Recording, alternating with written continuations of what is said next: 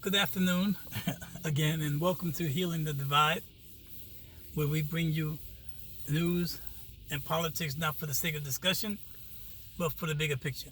So this is very brief. I just want to say this. So we see that Tim Walz was chosen as the running mate for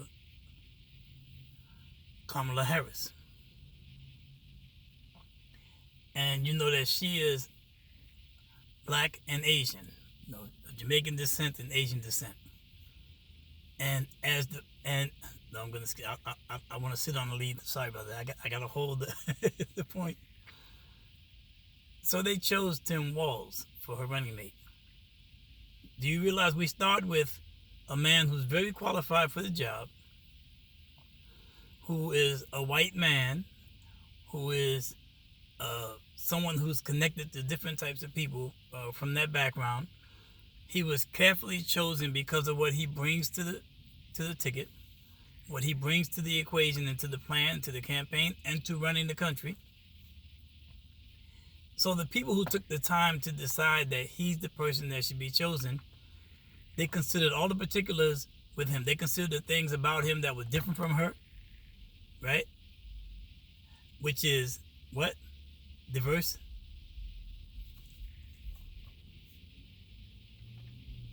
So when they considered him, they considered what was diverse. They wanted to see that people were equally represented, people who lean one way and people lean another. And when you look at Tim Walz, he has such a balanced background that he can reach and relate to people who are as far on one side of the Democratic Party as Manchin, or on the other side with people like AOC.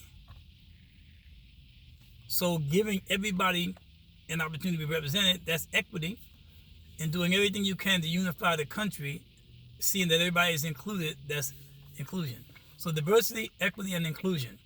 So the people who have issues might have to say that this white man who's going to be the next vice president, right? God willing, he's going to be the next vice president, will be legitimately DEI. So how is DEI such a bad thing? It doesn't mean you're not qualified. It means that when the government tells someone about DEI, they're saying, when you're hiring people, can you stop being of the people who are so racist that you only choose people based upon their skin color and how they look? If you take the time to find the best person qualified for the job, no matter what their diverse background, and operate from your head with an attitude towards equity, being fair amongst the people who are your fellow Americans, and then try to include everybody in your workforce who's qualified for the job, we'll give you a tax break on this, or we'll do this, we'll that.